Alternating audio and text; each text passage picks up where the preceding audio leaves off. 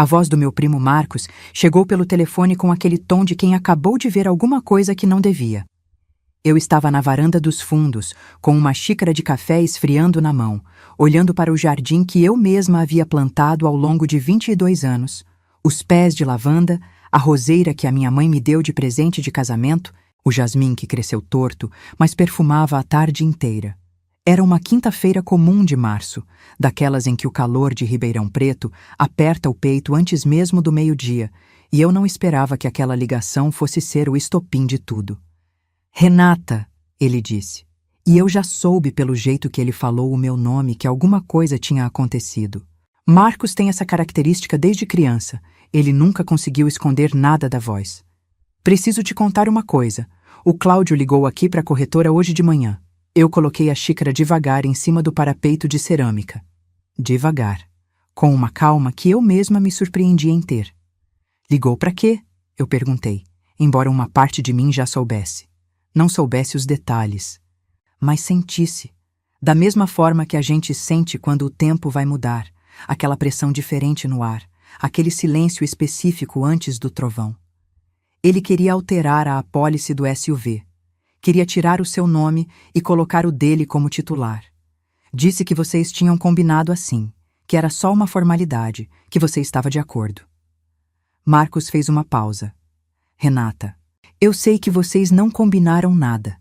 Eu sei porque a apólice está no seu nome desde o ano passado, desde quando você mesmo me pediu para fazer dessa forma. Então eu disse a ele, Senhor, o senhor não pode alterar nada nessa apólice. A senhora é a titular, a senhora é quem contratou, a senhora é quem paga. Sem uma autorização expressa e assinada pela senhora, não tem como mexer em nada. Ele desligou sem se despedir. Fiquei olhando para a roseira da minha mãe por uns 30 segundos, sem falar nada. A roseira que ela me deu no dia do meu casamento, com um cartão escrito à mão que eu ainda guardo numa caixa de sapato no armário. Renata, plante com cuidado, regue com paciência, e ela vai te recompensar com flores a vida inteira. O amor é assim também. Minha mãe morreu 3 anos depois. Nunca soube o que o amor dela por mim custaria ao longo do tempo, e o que a herança que ela me deixou viria a significar quando eu mais precisasse. Obrigada, Marcos, eu disse. Obrigada por ligar imediatamente. Você tá bem? Estou ótima, eu respondi, e era verdade, porque Cláudio acabava de cometer o erro que eu estava esperando há 4 meses. Deixa eu te contar como eu cheguei até esse momento. Deixa eu te contar sobre os 22 anos que eu passei construindo uma vida que um homem tentou destruir em silêncio, achando que eu não percebia. Achando que eu era a mesma mulher de sempre. Aquela que abaixava a cabeça, que engolia, que preferia a paz a qualquer custo. Ele esqueceu, ou talvez nunca tenha sabido de verdade, que contadora não é só alguém que soma números. Contadora é alguém que enxerga o que não aparece à primeira vista. Contadora é alguém que sabe exatamente quando uma conta não fecha e por quê. Eu descobri tudo em novembro do ano passado. Foi uma terça-feira sem nenhuma característica especial. Cláudio tinha saído cedo para o trabalho, ou para o que ele chamava de trabalho, e eu estava organizando os lançamentos do mês no sistema quando notei uma cobrança que não reconheci. Uma transferência de R$ 280 para uma conta que eu não conhecia, feita a partir do cartão corporativo vinculado à minha empresa contábil. Aquele cartão que eu tinha dado a Cláudio anos atrás, quando ele estava sem limite no próprio, para uma emergência de viagem a trabalho. Uma emergência que durou, descobri depois, 6 anos. Eu não entrei em pânico. Isso é importante que você entenda. Eu não chorei, não liguei para ele, não vasculhei o celular dele naquela noite esperando uma confissão. Fiz o que sei fazer melhor. Fui atrás dos números. 3 horas depois, sentada diante da tela do computador com um bloco de notas ao lado, eu tinha diante de mim um rastro de 4 anos e 7 meses de cobranças irregulares.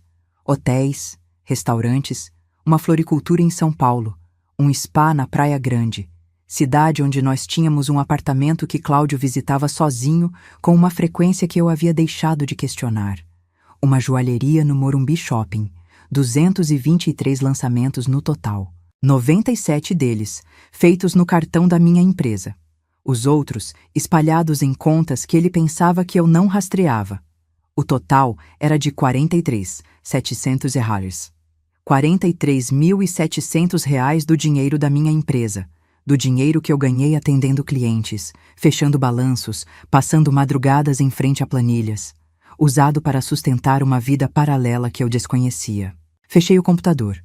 Fui até a cozinha, esquentei o jantar que estava no fogão, coloquei a mesa, esperei os filhos chegarem, esperei Cláudio chegar. Jantamos juntos.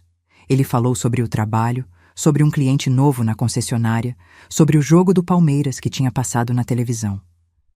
Eu ouvi. Respondi quando era preciso. Sorri nos momentos certos.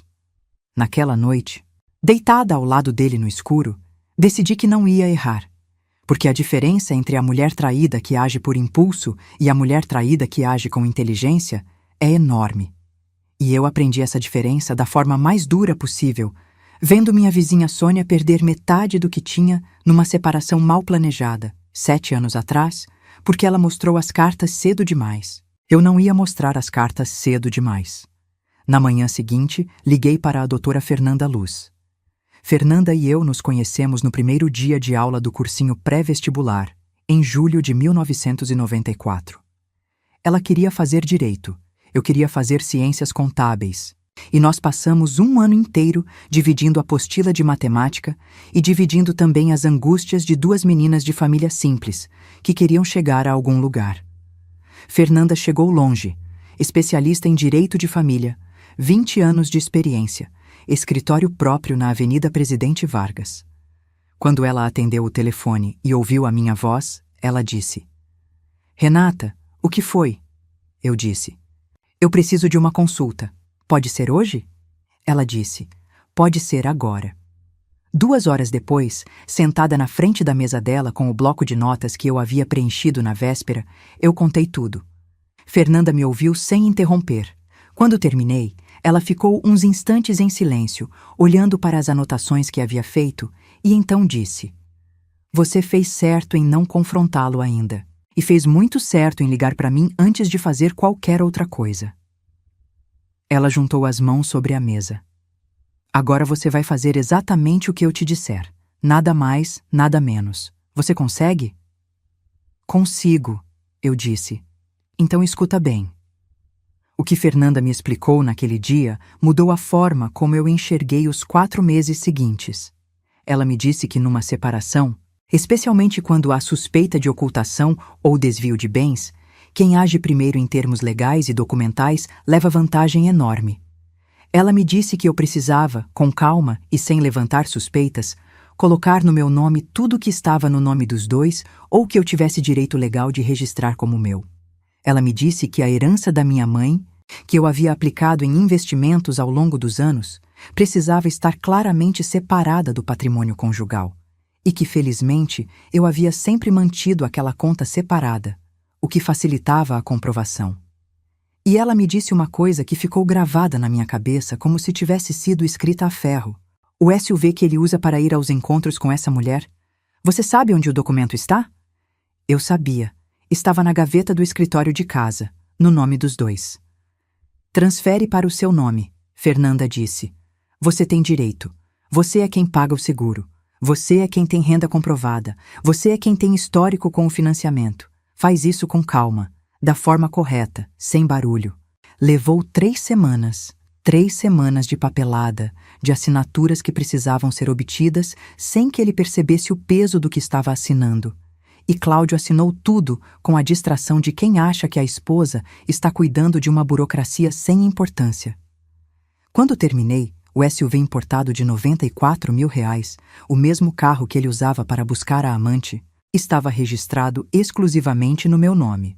E o seguro, por orientação de Marcos e da Fernanda, passou imediatamente para uma apólice individual, titular Renata Figueiredo, CPF e endereço meus, sem menção a Cláudio em nenhum campo. A chave reserva do carro eu coloquei dentro da minha bolsa, numa semana em que ele deixou o chaveiro em cima da mesinha da entrada. Tirei a cópia com o chaveiro da farmácia na mesma tarde. Cláudio nunca notou que a chave reserva havia sumido do suporte da garagem. Nos 4 meses que se seguiram, eu continuei fazendo tudo igual. Cozinhei. Lavei. Ouvi os relatos do trabalho. Perguntei sobre os filhos. Dormi ao lado dele. Fui a jantares com amigos comuns. Sorri nas fotos. E enquanto isso, Fernanda trabalhava. E eu organizava cada documento, cada extrato, cada recibo que poderia ser necessário no momento certo. Eu estava esperando que Cláudio errasse. Na quinta-feira de março, com a xícara de café esfriando na minha mão e a voz do Marcos chegando pelo telefone, Cláudio errou. Se você quer descobrir o que aconteceu quando Cláudio chegou em casa naquela noite, e o que eu tinha preparado para ele sem que ele desconfiasse de nada, se inscreva agora no canal e ativa o sininho, porque o que aconteceu a seguir ninguém poderia imaginar. Deixa seu like se você já passou por algo parecido. E comenta de onde você está assistindo, porque essa história está só começando e a vingança foi servida gelada. Eu conheci Cláudio Figueiredo numa festa de aniversário de uma colega de faculdade, em abril de 1999. Eu tinha 21 anos, estava no 3º período de Ciências Contábeis e usava um vestido azul marinho que minha mãe havia costurado à mão, porque naquele tempo não havia dinheiro para comprar roupa nova para a festa. Ele tinha 25, trabalhava como vendedor numa loja de eletrodomésticos no centro de Ribeirão Preto e tinha um sorriso que ocupava o rosto inteiro, daqueles sorrisos que fazem a gente pensar, sem querer, que aquela pessoa deve ser boa por dentro também. Ele me pediu para dançar 2 vezes naquela noite. Na segunda vez, quando a música era lenta e ele colocou a mão com cuidado nas minhas costas, ele disse que eu era a pessoa mais bonita que ele havia visto em muito tempo. Eu ri e disse que ele devia dizer isso para todas.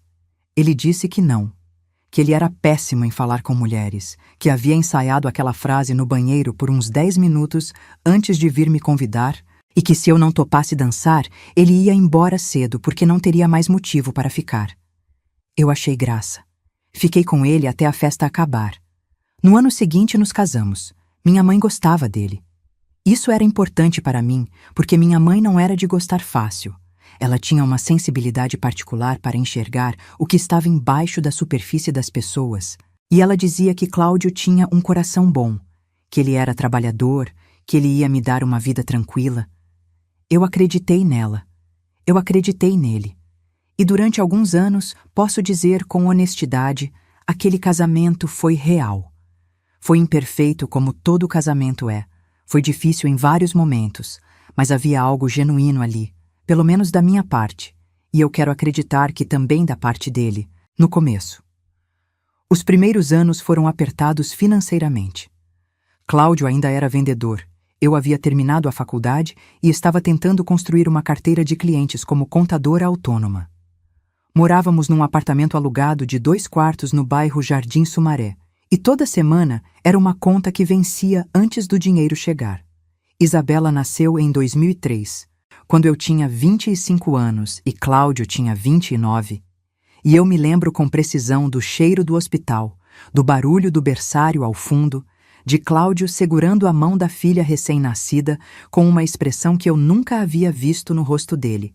Uma mistura de espanto e de gratidão que me fez pensar que tudo ia ficar bem, que a gente ia conseguir, que era isso. Gustavo veio 3 anos depois. Com 2 filhos pequenos e uma renda ainda instável, eu tomei uma decisão que mudou o rumo financeiro da nossa família. Liguei para 12 empresas em um único dia e ofereci meus serviços de contabilidade com um preço justo e uma promessa de entrega rigorosa. Fechei 3 contratos naquela semana. No final do ano seguinte, tinha 41 clientes fixos. Enquanto eu construía o escritório do zero, Cláudio foi subindo na carreira de vendas. Saiu da loja de eletrodomésticos, entrou numa concessionária de automóveis como vendedor e, com o tempo, chegou a gerente comercial. Ganhava bem. Não tanto quanto ele gostava de deixar entender nas reuniões de família, mas ganhava bem. O problema é que Cláudio sempre gastou mais do que ganhava. Não de forma descontrolada, a ponto de criar dívidas visíveis, mas de uma forma constante, silenciosa, que eu fui percebendo ao longo dos anos. O tênis que ele comprava sem comentar, o jantar com amigos que ele bancava sem avisar, as viagens a trabalho que custavam sempre um pouco mais do que o reembolso da empresa cobria. Eu nunca fiz escândalo. Equilibrava o que precisava ser equilibrado e seguia em frente. Essa era a minha função no nosso casamento. Eu aprendi cedo. Eu era a âncora. Era eu quem sabia exatamente quanto havia em cada conta, qual parcela vencia em qual data, qual imposto precisava ser recolhido, qual aplicação estava rendendo abaixo do esperado. Cláudio não gostava de olhar para planilhas. Ele dizia que esse era o meu talento, que ele confiava completamente em mim para cuidar do financeiro da família. E eu levei esse elogio anos a fio, como se fosse um presente, sem perceber que, na verdade, ele estava me dizendo que eu era útil, não que eu era admirada. A casa própria veio em 2008. 4 quartos, quintal grande, no bairro Jardim Califórnia, um dos mais tranquilos de Ribeirão Preto. A entrada foi paga com dinheiro que eu havia juntado ao longo de 3 anos, sem dizer nada a Cláudio, porque eu sabia que se ele soubesse da reserva, ela ia virar outra coisa antes de virar casa. Eu assinei o contrato com o nome dos dois, como era obrigação legal, mas foi o meu planejamento que tornou aquela assinatura possível. O apartamento da Praia Grande veio 2 anos depois. Herança da minha mãe. Minha mãe morreu em novembro de 2006, de um derrame que não deu aviso. Eu passei semanas sem conseguir trabalhar direito, sem conseguir dormir, acordando no meio da madrugada, com aquela sensação de que eu ia pegar o telefone e ligar para ela, e aí lembrava. Ela deixou para mim e para meu irmão Rubens a casa onde morávamos em Franca. Uma casa simples que foi avaliada e vendida, e a minha parte ficou em 67. Ziuarreles. Decidi, depois de muita conversa com Fernanda e com meu irmão, investir aquele dinheiro separado. Não misturei com as contas do casal. Ficou em uma aplicação no meu nome, rendendo, crescendo devagar, até que em 2010 usei parte como entrada do apartamento da Praia Grande, também registrado nos 2 nomes, como exige a lei para bens adquiridos durante o casamento, mas financiado com dinheiro que era originalmente meu. Ao longo de todos esses anos, fui reconstituindo aquela aplicação. Sempre que sobrava alguma coisa dos meus ganhos do escritório, eu separava uma parte pequena e colocava naquela conta.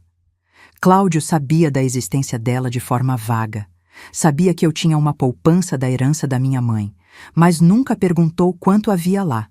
E eu nunca disse. Não por desonestidade, por instinto. Aquele dinheiro tinha cheiro da minha mãe, tinha o peso da casa dela, tinha as horas que ela passou costurando vestidos azul marinho para que eu pudesse ir a festas sem passar vergonha. Eu não ia misturar aquilo com cartão corporativo e jantares que eu não sabia com quem eram. A deterioração do casamento foi lenta. Não tem um momento específico que eu consiga apontar e dizer: foi aqui que tudo começou a morrer. Foi um acúmulo. Foi Cláudio chegando cada vez mais tarde sem explicação convincente. Foi ele se tornando cada vez mais ausente, mesmo quando estava presente. O telefone sempre virado para baixo na mesa. As conversas que ele interrompia para responder uma mensagem e depois voltava diferente, um pouco fechado, como quem acabou de ler algo que preferia ter lido em outro momento. Foi a frequência das viagens a trabalho aumentando de maneira desproporcional ao crescimento real da concessionária. Foi o apartamento da Praia Grande, que deveria ser o lugar das férias da família, se tornando o lugar onde ele ia sozinho uma vez por mês, com uma explicação sempre ligeiramente diferente. Reunião de negócios, encontro com clientes da capital, um amigo antigo que tinha casa lá. Eu fui engolindo. Fui inventando justificativas para ele dentro da minha cabeça, porque era mais fácil do que encarar o que as justificativas estavam cobrindo. Quando você passa 20 anos construindo algo junto com uma pessoa, quando você tem 2 filhos com essa pessoa, quando essa pessoa está presente nas fotos de cada Natal e de cada aniversário, fica difícil admitir para si mesma que o que está na foto não é mais o que existe de verdade. A gente insiste. A gente interpreta o silêncio como cansaço, a distância como estresse do trabalho, a frieza como fase. Isabela foi a primeira a me dizer, sem dizer diretamente, que alguma coisa estava errada. Ela tinha 18 anos quando me ligou de São Paulo. Estava no primeiro ano de psicologia na USP. E perguntou, com aquela delicadeza que ela aprendeu sei lá onde porque certamente não foi comigo: Mãe, você tá bem? Você e o pai? Eu disse que estava tudo bem, que era o cansaço normal de um casal que trabalhava muito. Ela ficou em silêncio por um segundo e disse: Tá bom, mãe, mas se precisar de mim, me liga. Pode ser qualquer hora. Naquele momento, eu achei que era preocupação de filha nova em psicologia vendo padrões em tudo. Depois, com o que eu descobri, entendi que ela estava enxergando o que eu me recusava a ver. E então veio novembro do ano passado, a cobrança de R$ 280 num cartão que não devia ter movimento, o bloco de notas. Às 3 horas diante do computador, os 223 lançamentos, os R$ 43.700. Mas não era só dinheiro. Nunca é só dinheiro. Quando eu aprofundei a investigação, e eu aprofundei, porque sou contadora, e porque quando começo a puxar um fio, eu não paro enquanto não encontro a origem. Descobri que o apartamento da Praia Grande havia sido reformado há 2 anos. Reformado com dinheiro que saiu de uma conta conjunta que Cláudio tinha acesso, sem que ele me mencionasse a reforma uma única vez. Descobri que havia uma academia de pilates em Santos, cidade vizinha à Praia Grande, onde ele havia contratado um plano anual no nome de uma pessoa chamada Viviane Santana. Descobri que o seguro de saúde, que ele dizia ser um benefício da concessionária para executivos, havia sido contratado de forma privada, pago por débito automático numa conta que ele abriu sem me contar, e que a titular era Viviane Santana, com Cláudio Figueiredo como dependente pagante. Viviane Santana tinha 32 anos. Cláudio tinha 50. Eles estavam juntos há 6 anos. 6 anos. Isabela tinha 14 quando aquilo começou. Gustavo tinha 11. Eu estava no escritório atendendo clientes, fechando declarações de imposto de renda, pagando escola particular, equilibrando parcela de financiamento.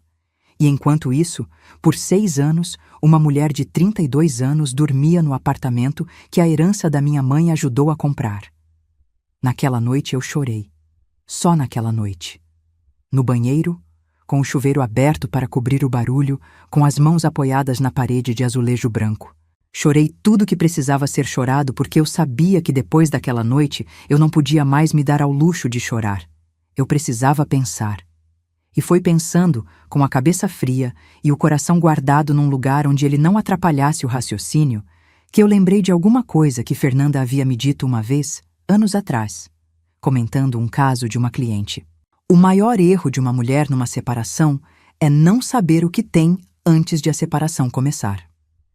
Eu sabia exatamente o que eu tinha, e eu sabia, com a mesma precisão com que sei calcular uma alíquota de imposto, o que eu precisava fazer para garantir que tudo que era meu continuasse sendo meu, e que tudo que ele havia usado indevidamente fosse contabilizado como o que era: uma dívida enorme, que teria que ser paga. Na semana seguinte, sentada novamente na frente da mesa da Fernanda, entreguei a ela uma pasta com 146 páginas de documentação. Extratos, comprovantes, prints de registros, o contrato do plano de saúde de Viviane Santana, o histórico de reformas do apartamento da Praia Grande cruzado com os saques da conta conjunta, a lista completa das cobranças no cartão da minha empresa. Fernanda olhou para a pasta, olhou para mim e disse: Renata, com isso aqui eu consigo construir um caso que vai deixar ele sem chão. Não precisa deixar sem chão, eu disse. Precisa deixar com o que é dele. Nem mais, nem menos. Ela sorriu. Ainda melhor. Nos meses seguintes, seguindo cada orientação da Fernanda à risca, fui reorganizando o que era reorganizável.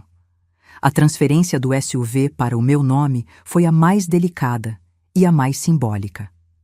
Cláudio usou aquele carro para ir a mais de 200 encontros com Viviane Santana ao longo de anos.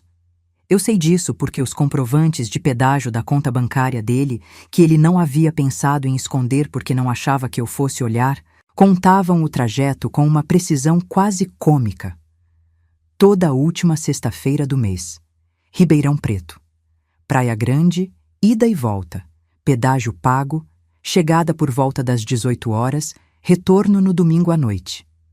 Quando assinei os documentos da transferência e o atendente do Detran carimbou o novo CRV, com o meu nome e somente o meu nome no campo do proprietário, eu coloquei o documento na bolsa ao lado da chave reserva e saí pela porta com a mesma expressão tranquila de sempre. Cláudio foi usar o carro naquela mesma noite. Saiu dizendo que tinha um happy hour com a equipe da concessionária. Voltou por volta das 11. Estacionou o carro na garagem, entrou, jantou o que havia sobrado na geladeira e foi dormir. Ele não sabia que havia acabado de usar um carro que não era mais dele. E não sabia que em algum lugar, numa planilha que ele nunca ia ser convidado a ver, cada quilômetro daquelas últimas sextas-feiras estava devidamente registrado como prova do uso indevido de um bem que pertencia exclusivamente à sua esposa. Na quinta-feira à noite, quando Cláudio chegou em casa depois da ligação do Marcos, eu estava na cozinha terminando de preparar o jantar. Frango assado com batatas ao alecrim, a receita que ele sempre disse ser a favorita dele, aquela que eu fazia desde o começo do casamento e que ele elogiava com uma consistência que, naquele momento, eu entendia ser menos afeto e mais hábito. A mesa estava posta. Os filhos não estavam. Isabela estava em São Paulo. Gustavo havia dormido na casa de um amigo. Era só nós dois. Cláudio entrou pela porta da garagem com o mesmo passo de sempre, jogou as chaves no suporte, soltou um oi genérico na direção da cozinha. Eu respondi com a mesma temperatura. Ele foi tomar banho. Voltou com uma camiseta e uma calça de moletom, se serviu de suco na geladeira, se sentou à mesa com o telefone na mão, rolando a tela com o polegar enquanto eu colocava a travessa no centro. "Tá cheiroso", ele disse, sem tirar os olhos do telefone. "Obrigada", eu disse, me sentando.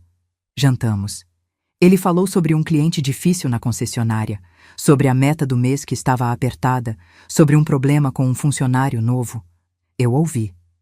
Perguntei o que era pertinente. Passei o pão quando ele pediu. Servi mais frango quando ele estendeu o prato. Em nenhum momento ele mencionou a ligação para a corretora. Isso me disse tudo o que eu precisava saber sobre o nível de desprezo que ele tinha pela minha capacidade de descobrir as coisas. Ele havia tentado, naquela mesma manhã, retirar um bem que estava no meu nome sem a minha autorização e estava sentado à minha frente comendo frango ao alecrim como se nada tivesse acontecido. Não havia culpa, não havia desconforto visível. Havia apenas um homem que achava que a esposa não sabia de nada e que, portanto, não havia nada a ser explicado. Aquela foi a última refeição que preparei para Cláudio Figueiredo. Eu não sabia disso naquele momento, pelo menos não de forma definitiva. Mas quando levantei para lavar a louça e ele foi para a sala ligar a televisão, eu olhei para a travessa vazia e pensei: está bom, está suficiente. Já faz tempo que está suficiente. Na manhã seguinte, liguei para Fernanda antes das 8 da manhã. Ele tentou ontem, eu disse, sem precisar explicar o quê. Marcos me avisou assim que desligou com ele, ela respondeu. Renata, isso é ótimo para nós. Isso é tentativa de alienação de bem durante vigência do casamento, sem consentimento do outro cônjuge. Combinado com tudo que a gente já tem, isso fecha o quadro. Eu acho que está na hora. Fiz uma pausa. Olhei pela janela do escritório para o jardim dos fundos. A roseira da minha mãe tinha 2 botões novos abrindo, de um vermelho que parecia quase impossível de existir no mundo real. Está na hora, eu concordei. O que Fernanda havia preparado ao longo de 4 meses era um processo cautelar de arrolamento de bens. Um mecanismo legal que, em termos simples, significa que o juiz determina que nenhum bem do casal pode ser vendido, transferido, ocultado ou modificado enquanto o processo de divórcio estiver em andamento. Para conseguir isso, Fernanda havia organizado toda a documentação que eu havia reunido. Os extratos com as cobranças do cartão da empresa, os comprovantes de pedágio, os registros da reforma do apartamento da Praia Grande, o contrato do plano de saúde de Viviane Santana e uma planilha que eu havia construído com a mesma meticulosidade com que construo os balanços dos meus clientes, detalhando cada desvio de recurso, cada valor desviado, cada bem adquirido com dinheiro que havia passado pelas mãos de um homem que estava sendo sustentado, em parte, pela renda da esposa que ele estava traindo.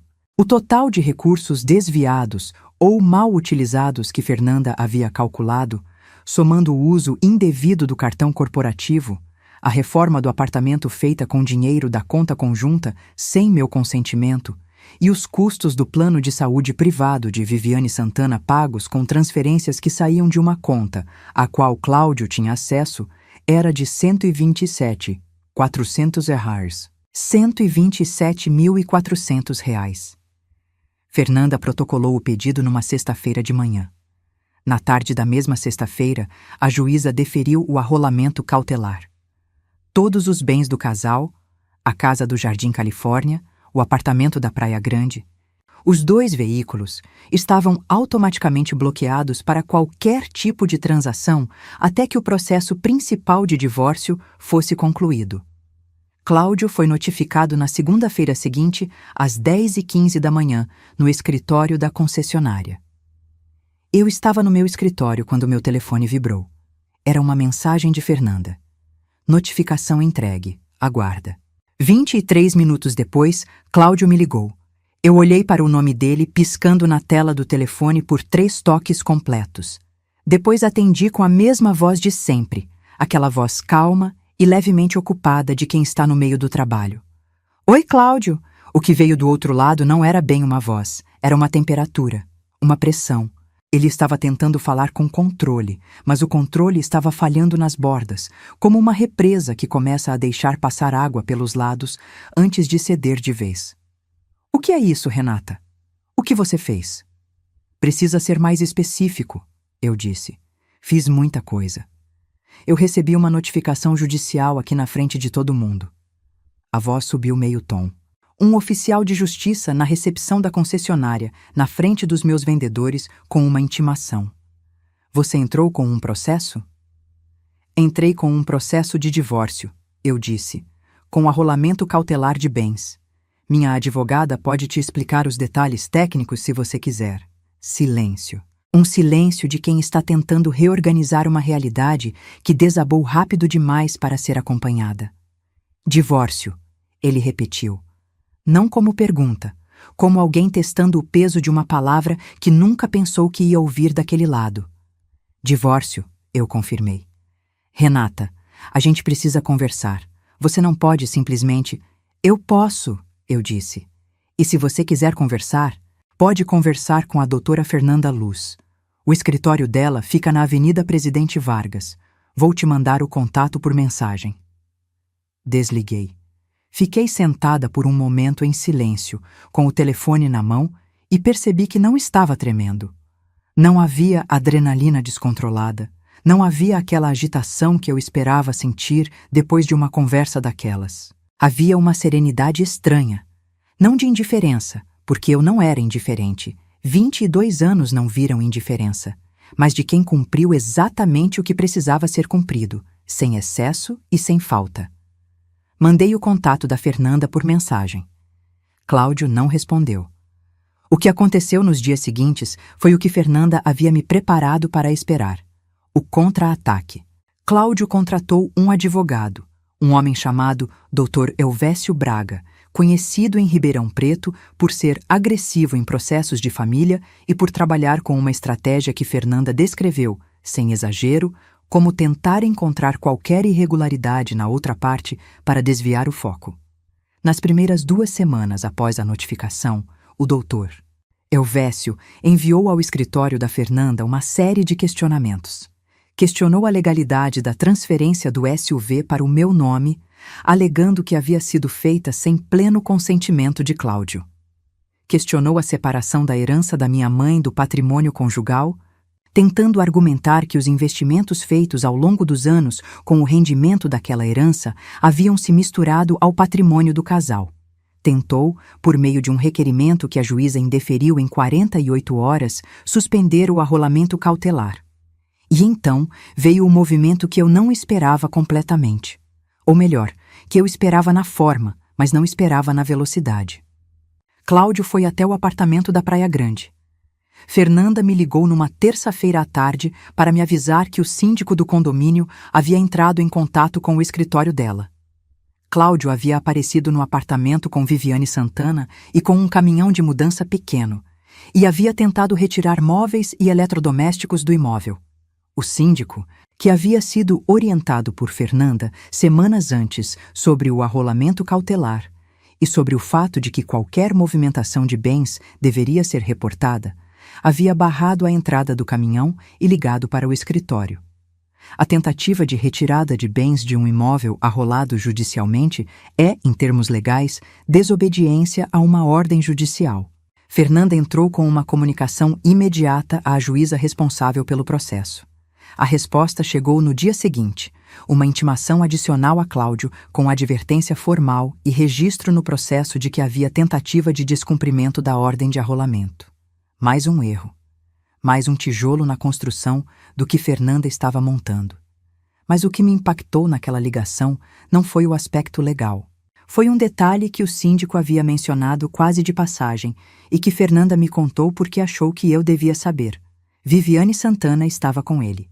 E quando o síndico informou que não poderia permitir a entrada do caminhão, Cláudio havia virado para ela e dito, com uma voz que o síndico descreveu como irritada, mas baixa, como quem tenta não chamar atenção, que ela não se preocupasse, que aquilo era uma burocracia temporária, que em breve estaria resolvido e que o apartamento ia ser dela. O apartamento ia ser dela. Eu sentei com isso por um tempo, com a imagem de um homem que havia dormido ao meu lado por 22 anos, dizendo para outra mulher que o apartamento comprado com a herança da minha mãe ia ser dela. Não chorei. Já havia chorado o que tinha que ser chorado naquela noite do banheiro, com o chuveiro aberto. O que eu senti naquele momento foi diferente. Foi uma clareza absoluta, fria e limpa como água filtrada, de que tudo o que eu havia feito nos últimos 4 meses havia sido não apenas correto, mas necessário.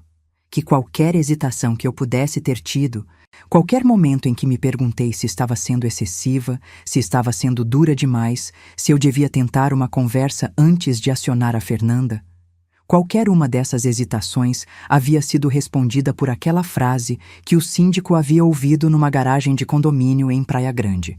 O apartamento ia ser dela. Não, não ia. Fernanda e eu nos reunimos naquela semana para alinhar a estratégia para o que estava vindo.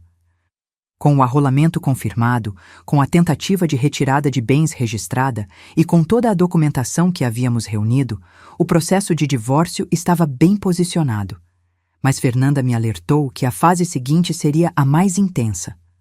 O Dr. Elvésio ia tentar desacreditar a documentação, ia tentar argumentar que os desvios financeiros eram interpretações equivocadas de movimentações legítimas e ia tentar, acima de tudo, reduzir ao máximo o valor que Cláudio teria que ressarcir. Ele vai propor acordo, Fernanda disse. Provavelmente nas próximas semanas. E o acordo vai ser ruim. Vai ser feito para parecer razoável, mas vai ser desenhado para te prejudicar. E quando ele propuser? Você vai ouvir. Vai agradecer educadamente e vai recusar. E depois? Fernanda colocou sobre a mesa uma folha que eu não havia visto antes. Uma análise que ela havia pedido a um perito contábil parceiro do escritório dela, cruzando os dados que eu havia fornecido com registros públicos de cartório, de Receita Federal e de registro de imóveis. Depois, ela disse, a gente mostra o que o perito encontrou. Eu olhei para a folha. Li os números, li os registros. E entendi que Cláudio havia cometido, ao longo de 6 anos, um erro que ia muito além de uma traição. Ele havia cometido um erro que tinha nome jurídico. Um erro que a juíza ia entender muito claramente quando a Fernanda apresentasse aquela folha na audiência. O contra-ataque dele havia sido previsível. O meu ainda estava por vir. A audiência foi marcada para uma quinta-feira de junho, às 14 horas, no Fórum de Ribeirão Preto. Eu me vesti naquela manhã com uma calma que surpreendeu até a mim mesma. Uma blusa de seda cor de areia que Isabela havia me dado de presente no último aniversário, uma calça social escura, o brinco de pérola que havia sido da minha mãe. Nada excessivo, nada que pedisse atenção.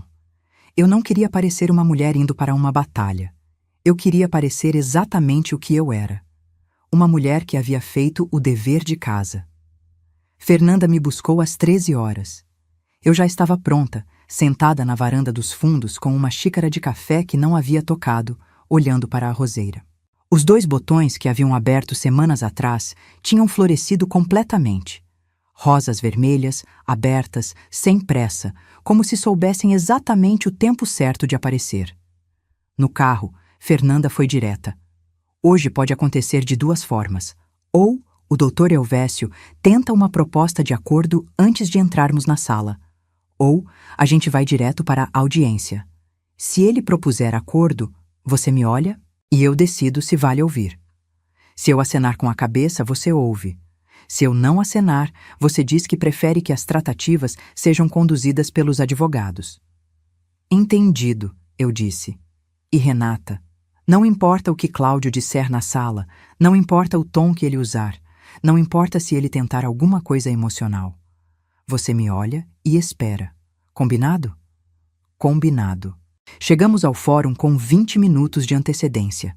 Cláudio já estava lá, do lado de fora do corredor de acesso às salas de audiência, de terno cinza e gravata azul marinho, ao lado do Dr. Elvésio, um homem alto, de óculos finos e postura de quem está acostumado a ocupar mais espaço do que precisa.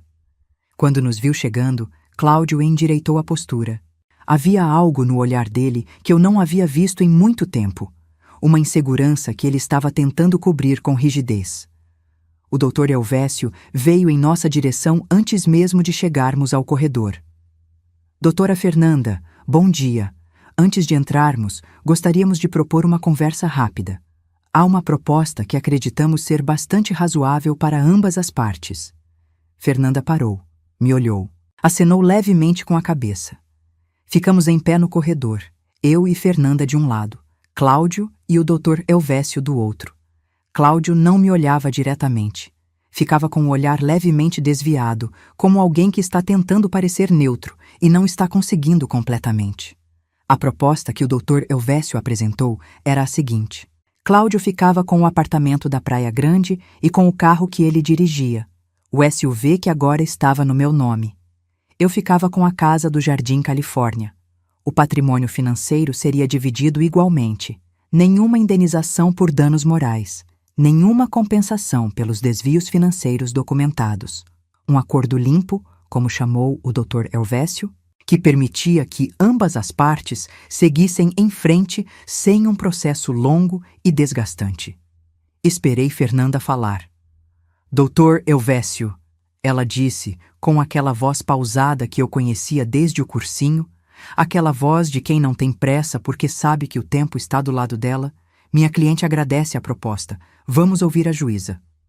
O Dr. Elvésio ajustou os óculos. Doutora Fernanda, acredito que vale a pena considerar. Já consideramos, Fernanda disse. Vamos entrar. A sala de audiências era menor do que eu esperava. Uma mesa longa, cadeiras de espaldar alto, uma bandeira do estado de São Paulo num canto e uma estante de processos encadernados atrás da cadeira da juíza. A doutora Mariana Cavalcante era uma mulher de uns 50 anos, cabelo curto grisalho, óculos de armação vermelha, com um modo de olhar que me fez pensar imediatamente que ela havia ouvido muitas histórias parecidas com a minha e que havia aprendido, ao longo dos anos, a enxergar através das camadas. As formalidades foram conduzidas com eficiência, qualificação das partes, confirmação dos advogados, breve resumo do objeto do processo.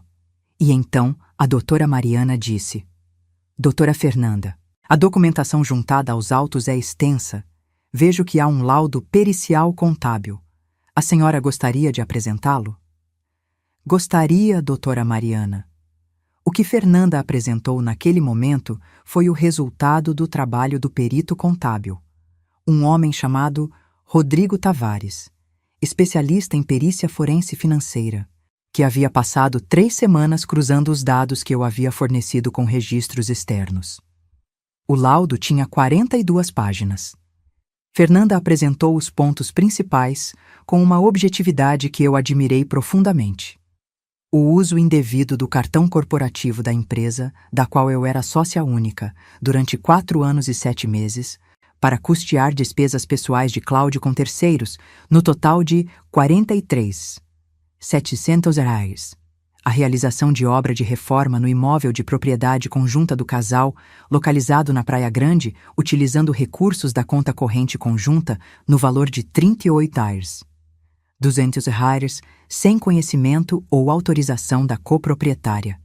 O pagamento, por período de 3 anos e 2 meses, de plano de saúde privado para pessoa não relacionada ao núcleo familiar, utilizando transferências provenientes de conta conjunta do casal, no valor total de R$ 400. Total documentado de desvio ou uso indevido de recursos conjugais ou da empresa da requerente. 113. 300. Mas não era isso o que havia na última sessão do laudo. O perito Rodrigo Tavares, ao cruzar os registros de cartório com os dados fornecidos, havia encontrado algo que nem eu havia descoberto durante minha investigação.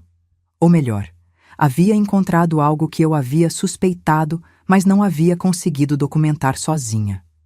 Cláudio havia tentado, 18 meses antes, colocar o apartamento da Praia Grande no nome de Viviane Santana.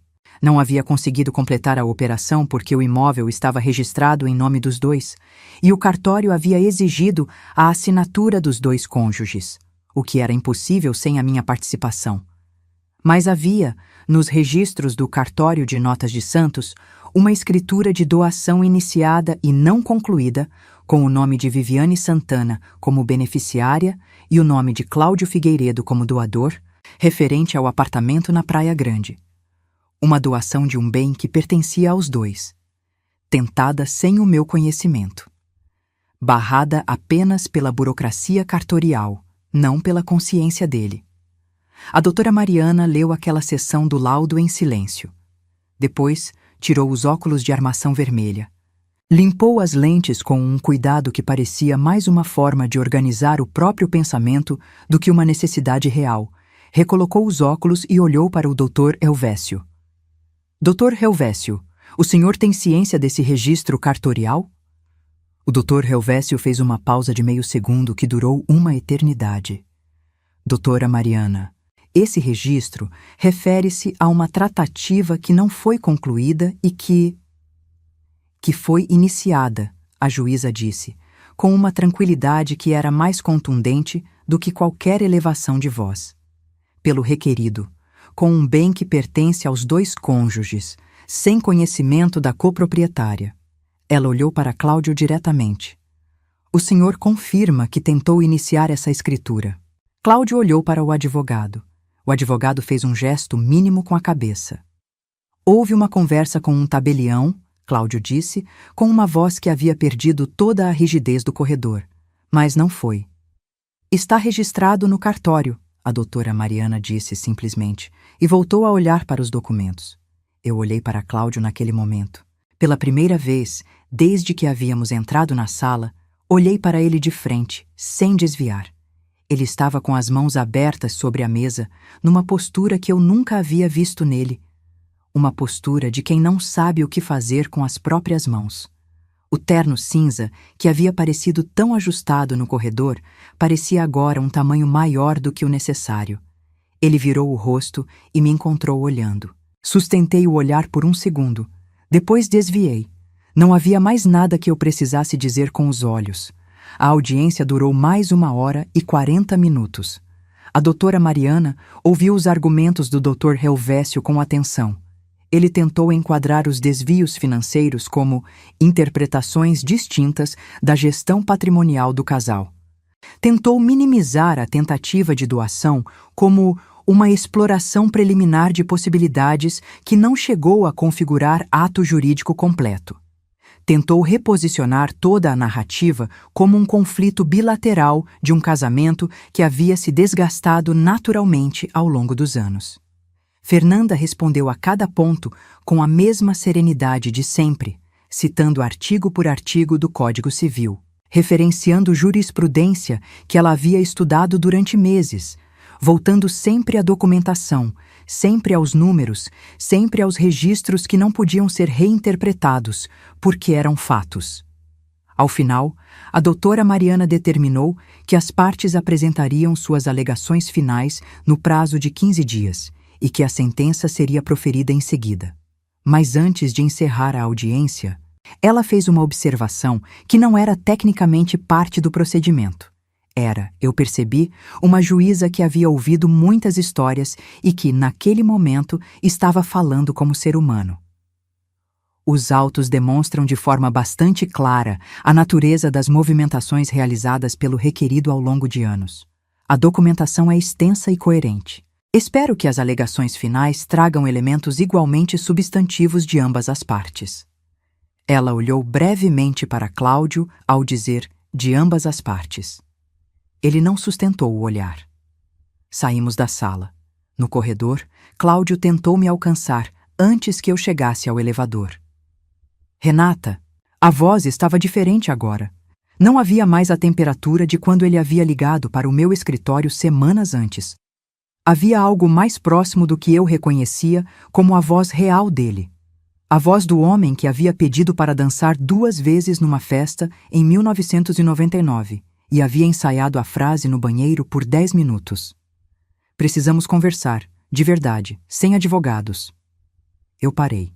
Fernanda estava ao meu lado e eu senti o leve toque dela no meu cotovelo. Não para me segurar, mas para me lembrar que eu não estava sozinha. Não temos mais nada para conversar sem advogados, Cláudio, eu disse. Tivemos 22 anos para conversar. Esse tempo passou. Você não entende o que está fazendo, ele disse. E havia uma urgência na voz que eu reconheci como medo. Não medo por mim, não medo pelo casamento, mas medo pelas consequências. Isso vai afetar os filhos, vai afetar. Os filhos são adultos, eu disse. Ou quase. E eles sabem o que aconteceu. Não porque eu contei, porque filhos sentem. Isabela estava me perguntando se eu estava bem 2 anos atrás, Cláudio. 2 anos atrás. Fiz uma pausa. Não fui eu que afetei os filhos. Ele ficou parado. O doutor Elvésio havia ficado alguns metros atrás, com a sabedoria de alguém que reconhece quando uma conversa saiu da sua jurisdição. Renata, Cláudio disse, numa voz que havia baixado tanto que era quase um sussurro. Eu errei. Eu sei que eu errei. Olhei para ele por um momento, para o homem do terno cinza que parecia grande demais, com as mãos que não sabiam onde ficar, com o olhar de quem estava percebendo, talvez pela primeira vez, o tamanho real do que havia feito. Eu sei que você sabe, eu disse. Mas saber não desfaz. Saber não devolve os 4 anos e 7 meses. Não devolve os 43 mil reais. Não devolve o apartamento da minha mãe que você tentou dar para outra pessoa. Respirei fundo. E não devolve as sextas-feiras. Ele piscou. Uma vez. Às sextas-feiras. Ele entendeu que eu sabia dos pedágios. Os documentos falam por si mesmos, eu disse. A doutora Fernanda cuida do resto. Entrei no elevador. Fernanda entrou atrás de mim. As portas fecharam. No espelho do elevador eu me vi de relance.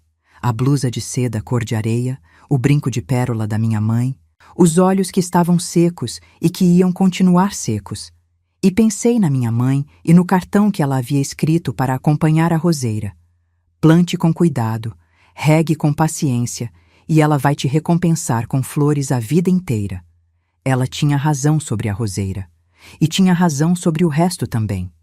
A sentença saiu numa segunda-feira de agosto, 43 dias depois da audiência. Fernanda me ligou às 9h20 da manhã. Eu estava no escritório, no meio de uma declaração de imposto de renda de um cliente novo que havia chegado até mim por indicação.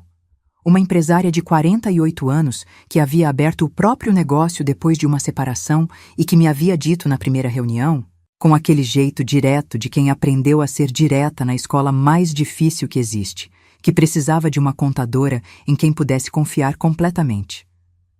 Eu havia dito que entendia exatamente o que ela queria dizer.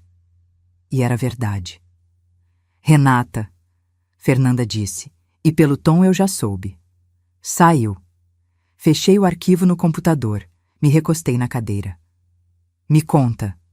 A doutora Mariana Cavalcanti havia proferido uma sentença que, nos termos técnicos do direito de família, era o que Fernanda descreveu como uma vitória substancial em todos os pontos centrais. A divisão do patrimônio havia sido determinada de forma que reconhecia expressamente a origem da herança da minha mãe como bem particular meu, não sujeito à partilha. O que significava que os rendimentos acumulados ao longo dos anos, incluindo a parte da entrada do apartamento da Praia Grande que havia saído daquela herança, foi considerada na minha coluna. O apartamento da Praia Grande foi determinado para venda com divisão do produto líquido entre as partes, descontando do quinhão de Cláudio os valores documentados de desvio e uso indevido de recursos, os 113 R$ 300 que o laudo do perito Rodrigo havia estabelecido com precisão cirúrgica. A casa do Jardim Califórnia ficou comigo, com os filhos, com a roseira da minha mãe no Jardim dos Fundos, o SUV, registrado no meu nome desde meses antes da notificação judicial. Em uma transferência que a juíza considerou válida, realizada dentro do período em que ainda havia plena vigência do casamento, mas com documentação que comprovava que o bem havia sido adquirido majoritariamente com recursos meus. Ficou comigo também. E havia um último item da sentença que Fernanda leu com uma voz que tinha, por baixo da objetividade profissional, uma satisfação que ela não estava completamente escondendo. A doutora Mariana havia determinado o pagamento de indenização por danos morais em favor da requerente, no valor de R$ 35,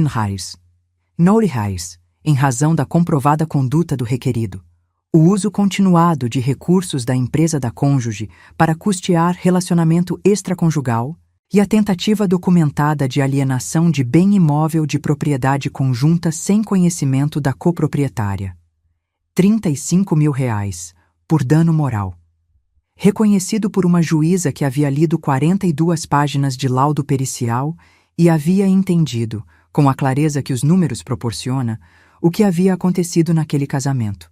Fiquei em silêncio por alguns segundos depois que Fernanda terminou de ler. Renata, está bem? Estou, eu disse. E era a mesma resposta que eu havia dado ao Marcos meses atrás, no dia da ligação sobre o seguro, mas com um peso completamente diferente. Antes era uma afirmação de resistência. Agora era uma afirmação de chegada. Estou muito bem, Fernanda. Você merecia isso, ela disse. Você fez tudo certo. A gente fez tudo certo, eu corrigi. Ela riu. Aquela risada que eu conhecia desde o cursinho, desde julho de 1994, desde duas meninas de família simples que queriam chegar a algum lugar. Jantar na sexta para comemorar, pode ser? Pode ser, eu disse. Você escolhe o lugar. Dessa vez, quem paga sou eu. Liguei para Isabela assim que desliguei com Fernanda. Ela atendeu no segundo toque, com aquela sensibilidade de quem estava esperando a ligação. Ou talvez simplesmente de quem sempre atende a mãe com pressa, como se soubesse que toda ligação pode ser importante. Mãe, como foi? Foi bem, eu disse. Foi muito bem, minha filha. Ouvi do outro lado um silêncio de 3 segundos que eu reconheci como ela segurando o choro. Isabela sempre segurou o choro com aquela teimosia herdada de mim, aquela recusa em deixar a emoção sair antes de entender exatamente o que ela é. Depois ela disse com uma voz que havia ficado levemente mais grossa. Eu sabia que ia ser, mãe. Eu sabia desde quando você me ligou naquele dia e me contou tudo. Eu disse para você, com a Fernanda e com você junto, não tem como dar errado. Você disse isso mesmo, eu concordei. Como você tá? Tô ótima. Olhei pela janela do escritório para o jardim. Tô em paz. Gustavo soube naquela mesma tarde, quando chegou da escola.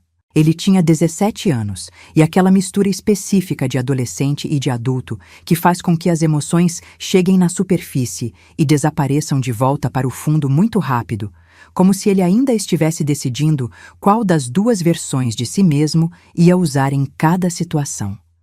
Quando eu contei, ele ficou em silêncio por um momento, olhando para a mesa da cozinha. E então disse com uma voz que estava tentando ser casual e não estava sendo: Mãe, você é a pessoa mais corajosa que eu conheço. Eu o abracei. Ele deixou, o que, para um menino de 17 anos, é uma forma muito eloquente de dizer o que não consegue colocar em palavras. Nos meses que se seguiram, fui reorganizando a vida com o mesmo método que sempre usei para reorganizar qualquer coisa.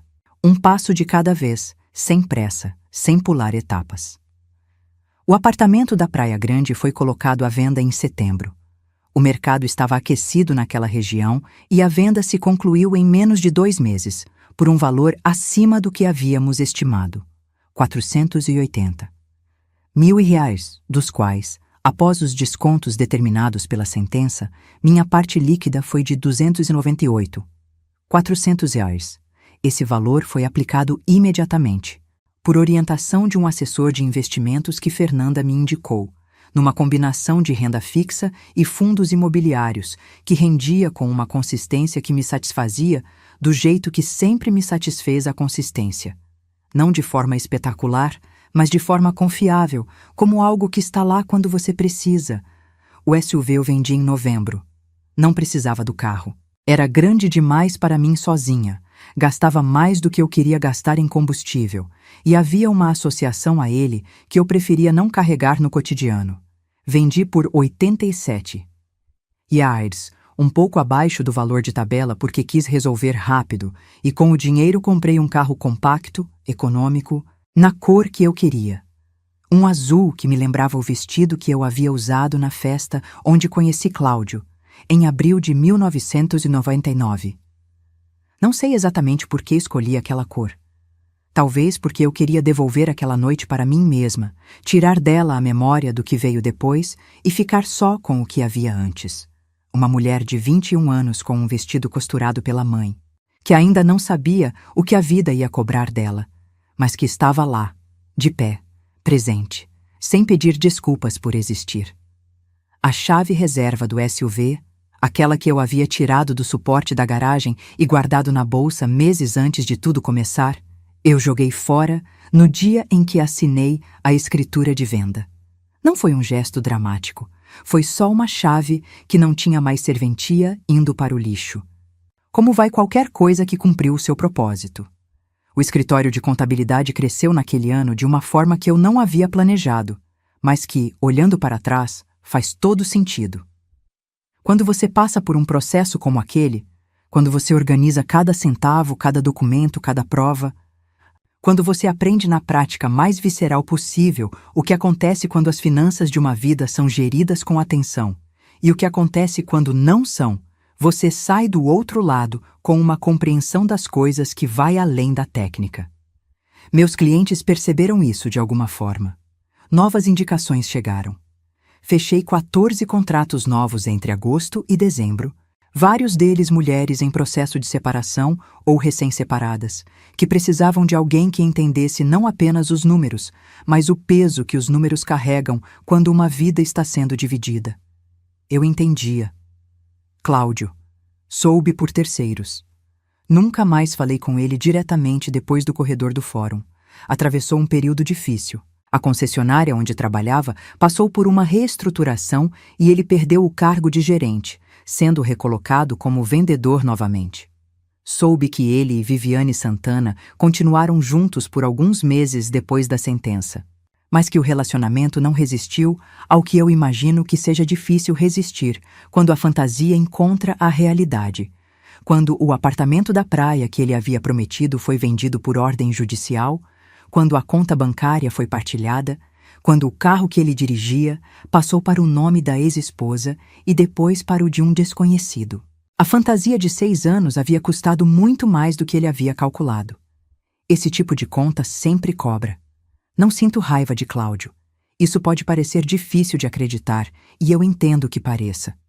Mas a raiva foi a primeira coisa que eu precisei administrar. Naquela noite do banheiro com o chuveiro aberto, porque eu sabia que se deixasse a raiva guiar as decisões seguintes, eu ia errar. Ia agir rápido demais, ia mostrar as cartas cedo demais, ia tomar decisões de dor em vez de decisões de clareza. Então eu guardei a raiva num lugar seguro e usei o que estava disponível. Os números, a lógica, a paciência, a Fernanda. O que sinto hoje quando penso em Cláudio é algo mais próximo de uma tristeza sóbria. A tristeza de constatar que uma pessoa que você amou de verdade em algum momento da vida escolheu, repetidamente, ao longo de anos, ser menor do que poderia ter sido. Não é uma tristeza que paralisa.